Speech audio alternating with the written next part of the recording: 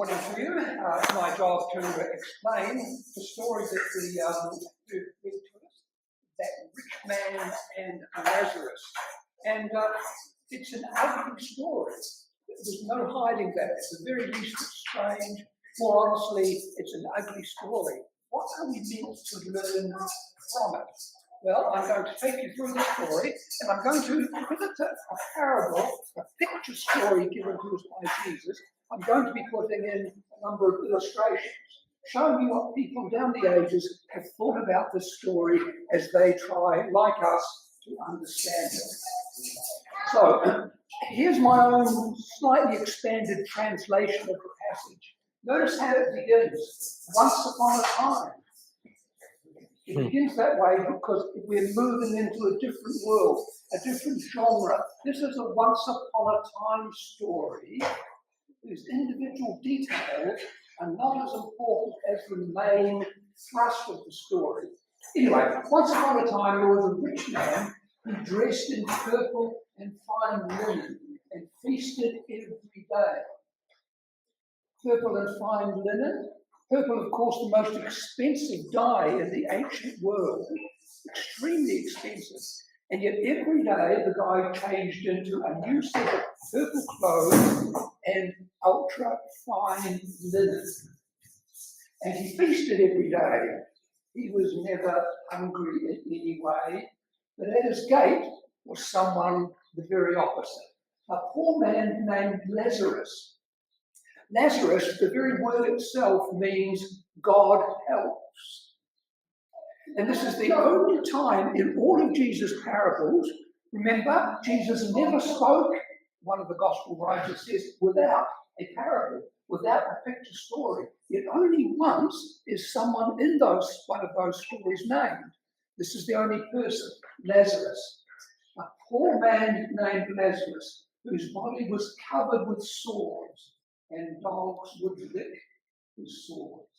He longed to eat even the scraps that fell from the rich man's table. Okay, get Lazarus in your mind. You're going to see some visual illustrations in a moment. But think of what his life is like. He longs really for only two things: a little bit of food and for people to notice him. He has his longings, and longed, as it says, to eat even the scraps that fell from the rich man's table. The poor man died and was carried by the angels into Abraham's lap. Now, there's a bit of strange language here. You might know some of the old translations. He's carried into Abraham's bosom. Yes, it's not the language that we use these days. They're going to say he's in Abraham's lap.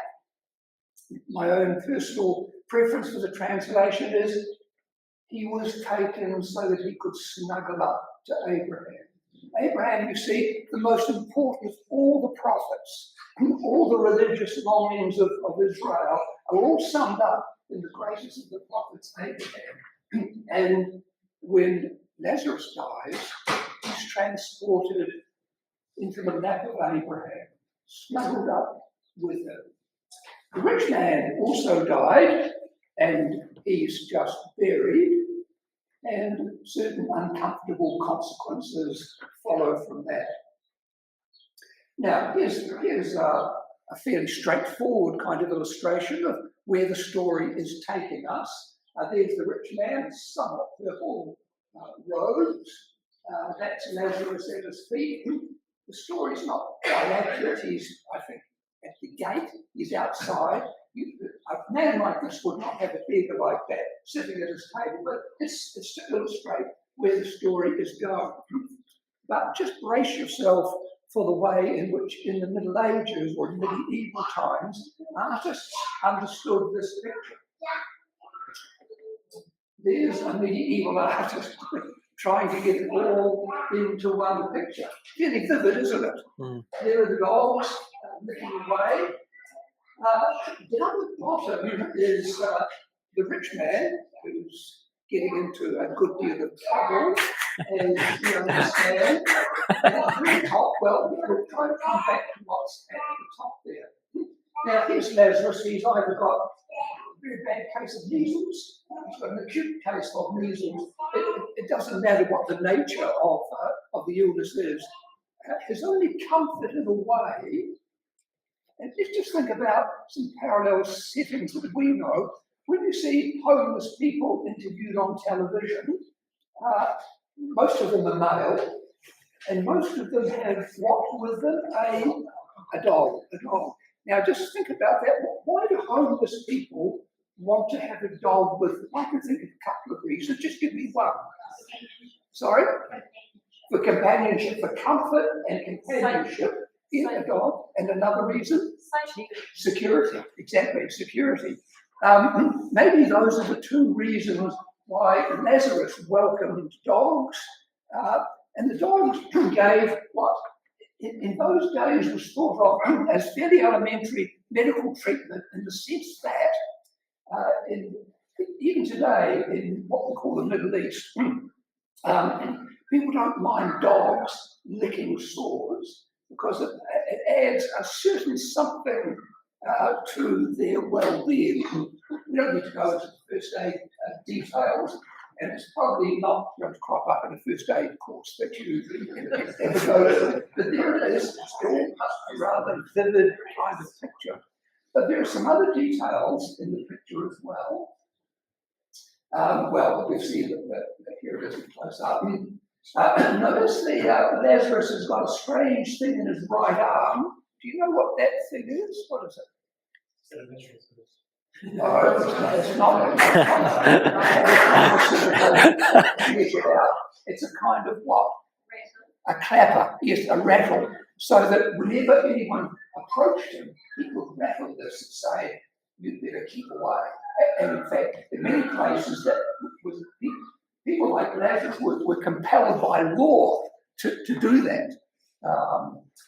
So there's a medieval artist. Now, some slightly, perhaps more realistic pictures. Here's a 19th century artist. At the very top there, the artist doesn't bother to show the rich man. You just have a glimpse into a very sumptuous-looking meal and banquet and so on. And we've already covered the question about why the dogs would have been around comfort and security. And here's my translation as the passage goes on. In the waiting place. In the waiting place. Now, the translation we use the word what? Hell. Yes. That has never been a good translation of the Greek word Hades. The Greek word Hades simply means where dead people go. And in the context of this story, and a bit of theology that I'll quickly explain later, it's really the waiting room, the waiting place. It's the intermediate state between being alive and waiting for our final destination. So it's not hell, and it's not heaven, as understood in traditional terms. It's what's called the intermediate state. Waiting place is, I think, the very best translation to get into our minds. So, in the waiting place, being painfully purged of his arrogant pride. Now, artists, when they paint this, often have fire and so on. But on a little bit of reflection, this is a spiritual dimension where fires literally don't burn, but fires accomplish something. And what fires accomplish in this setting here is a kind of purging. This rich man is being purged of his pride and his arrogance. That's the point of it. Not so much punishment, because that's the final state. This is the intermediate state where there is purging, and in his case, purging to get rid of his arrogance and pride. Now, he's in that place. The rich man looks up and sees Abraham with Lazarus in his lap. Isn't it a moving story, the before and the after? And he calls out, as rich man does, "Father Abraham, have mercy on me and send Lazarus to dip the tip of his finger in water and cool my tongue, for I am in anguish." Now, we get where the story is going, and it's a fairly painful story, isn't it, to realise this is the situation that the rich man finds himself in. We'll explain a bit more about that shortly. Now, here, that initial painting I showed you, it's difficult to see it clearly, but this is the way that artist in the Middle Ages spoke about being in the bosom of Abraham, being in Abraham's lap. That's Abraham, of course, the big fellow with the red robe and the halo. He's carrying a little sort of baby carrier, and here is Lazarus, that's Lazarus there, in a kind of baby holder. And it's a very sweet and moving image, again, when you think of the before and the after. So there's Abraham with Lazarus in his lap.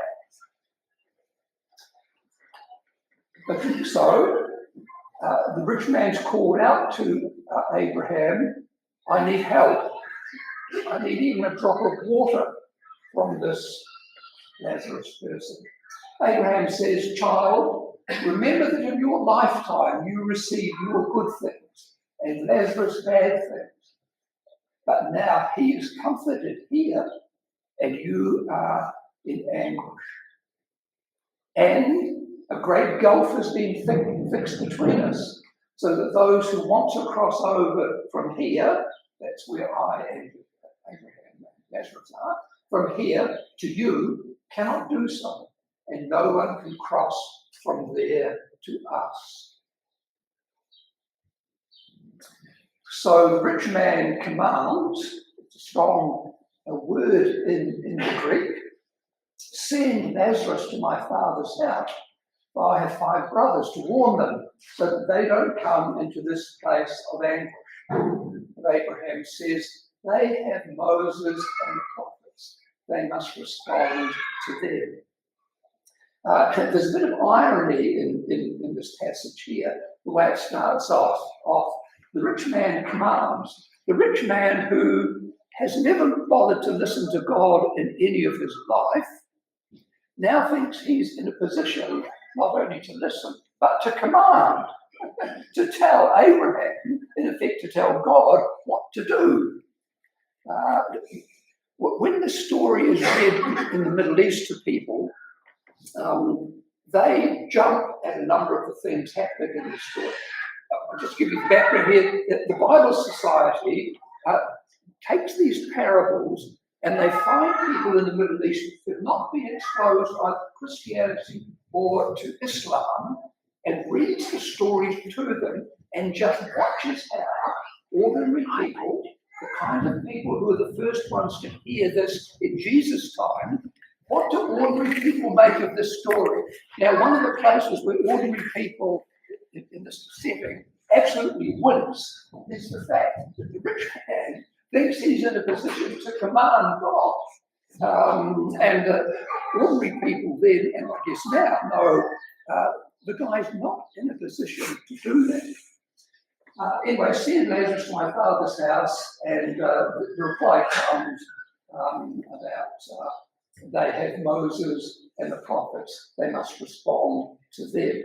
So a little bit more of the background, if you're going to be thinking about this again, is clearly Jesus here is talking about his own Jewish people.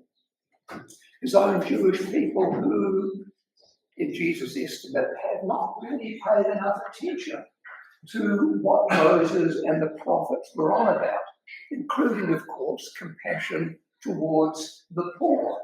They have Moses and the prophets. They need to respond to them. And if you're intrigued again by what's going on here, just think of the fact that this story, and last week's story that we heard from Matt about the shrewd manager, or managers, and this story here, it's only found in Luke's Gospel. It's not found in the most Jewish of the Gospels, Matthew, or even in Mark, because this would be offensive, wouldn't it, to Jewish people to hear this? Luke doesn't care, because he mainly has Gentiles in mind. But this is a pretty brave thing that Luke has done. And because there is a human dimension to the Bible, I think I understand why Matthew said, yeah, nah, I'll leave that out. This story was too much for Matthew with his Jewish readers to include, but we're Gentiles, we're out of that kind of binary way of looking at the world, but this is another interesting and strange dimension to the story. Then the rich man says, no, but if someone from the dead goes to them, they'll repent. But Abraham, we know his reply, if they don't respond to Moses and the prophets, they won't be convinced even if someone rises from the dead. Now, the implications of that are pretty plain. And we're now starting to get into a situation where we ourselves can take some of where this story is going as we witness to friends and neighbours. Okay, let's look at this in a little more detail. What else is going on in this unusual story? The ugliness of sin and power. For example, sin that's got a grip on the rich man, and in many ways all of us. One of the things that sin does is it causes people to be blind, meaning they don't see what's in front of them. That rich man had never even seen Lazarus, probably. I was thinking a great little exercise to do would be to work out an interview of rich man and Lazarus. Okay, we're here. So, rich man, look, tell me, what do you think of this guy Lazarus? Never heard of him. What do you mean? He's been sitting at your gate for years and years. Never seen him. Don't know him. Who would play that rich man very well? Donald Trump. It's one of the things that blindness does. It means you do not see what is in front of it, particularly if it has a moral dimension. And that's the point, I think, of the liturgy that's going on as well. The ugliness of sin and power. The rich man is blind. He does not even see that there's someone like this at his gate being looked after by a guest, by the dog. And he feels he's in a position, the rich man, to demand that Abraham, in effect God, sort this out. And Abraham says, no, that is not going to happen. As I've hinted, the story is about the intermediate state. It's that place where we all go, and we all have relations, and everyone goes.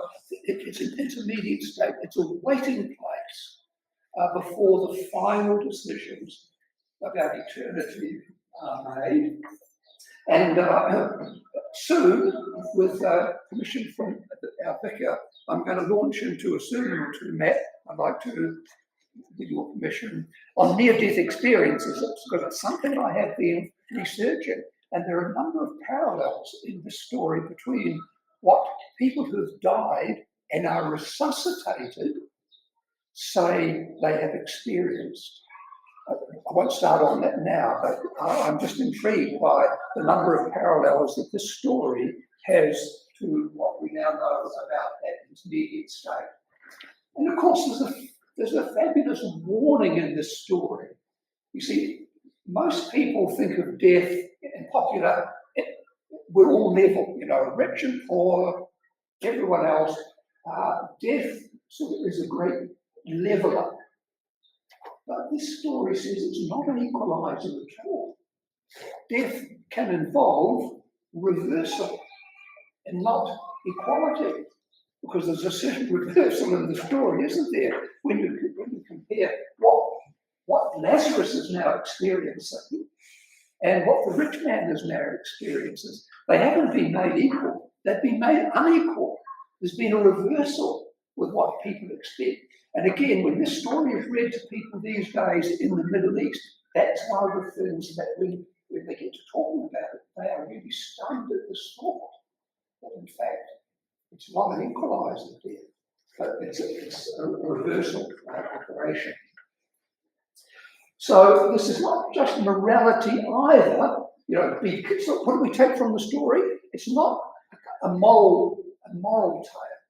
Be kind to all the Lazaruses you know. We all know Lazarus. We've seen them all.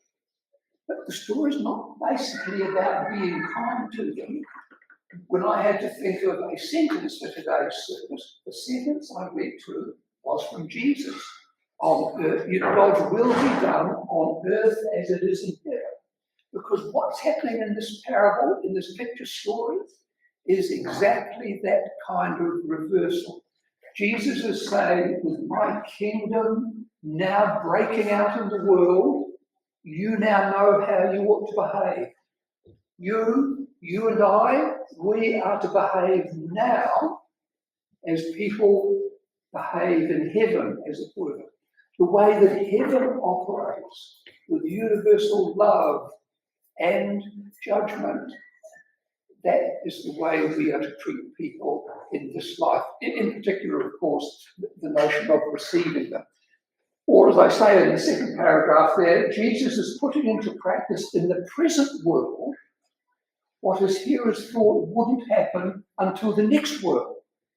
That's one of the things about Jesus. So when we sing that Lord's Prayer about your will be done on earth as it is in heaven, Jesus is saying to us, act, behave as it's going to be when the kingdom comes and all its sort. Do that now.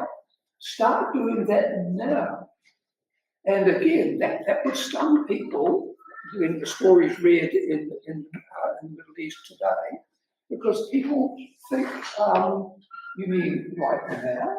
We have to act like this? And they also think, who is it that could command us to act in such a way as actually only happens in heaven? But Jesus says, when you meet me, you meet heaven. When you look at what I say and do, you meet the way it is going to be one day, and you ought to start behaving like that right now. Jesus put it into practice in the present world what is here is thought wouldn't happen until the next world. That's why St. David's exists as a community, to act in such a way that people will realise that heaven is actually available.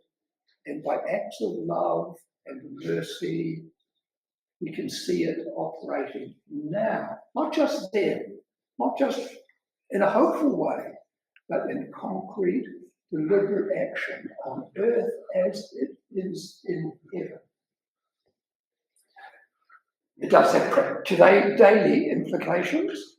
I thought this was a nice little spin from the story. When you have more than you need, build a longer table, not a higher wall. That was what the rich man did. He had a table like this, but he made sure that he had walls and guards so that others couldn't get at it. When you have more than you need, build a longer table, not a higher wall. Or as another artist puts it, when you have more than you need, build a bigger table, not a higher fence. So that's a challenge, isn't it?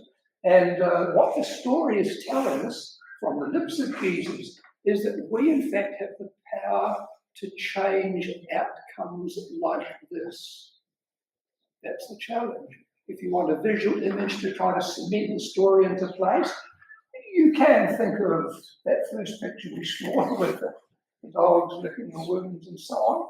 That will remind you that the point of it all is to get to something like this. So, rather than keeping the annoying poor out of sight, Jesus welcomes them, and not just the so-called righteous rich. He and only he has the authority to do this. As Abraham hints, someone does rise from the dead. Abraham says, well, look, even if someone did rise from the dead, no. Jesus is telling us that really is the case. And as I've said, that's the command to pray on earth as it is. And here's a contemporary American artist. Well, when I say contemporary, a guy from Texas, a migrant himself. So a migrant living in Texas at the beginning of actually the 20th century was commissioned by a local church to draw a picture summing up Lazarus and the rich man. It's a pretty good picture, isn't it? So the rich man, he's at an all-you-can-eat buffet. That basically is us in the Western world, of course. There's the poor man, there are the dogs, and quite carefully he's painted in at the top right. Who's that at the top right? That's Lazarus and Abraham, and down the bottom left, it's the rich man in his anguish. So that picture will cement a fair bit of it in place for you. Now, we've only got time, I think, just for a couple of comments, or questions, anything that wasn't clear from this. We can chat over morning tea, of course, but what's your immediate response to this? Do you think my sort of interpretation, trying to use visual image, does that help a bit in trying to get it into the present? I see a few nods there. Well, further questions, particularly of a deep theological nature, sitting in the front row here, is unfortunately dressed in purple, but that's not taking anything about the purple clothing, Matt. Just glad you're Thank you, Bob. Yeah. So, Lord, help this picture story from Jesus himself to work its way deeply into our lives. Amen. Amen.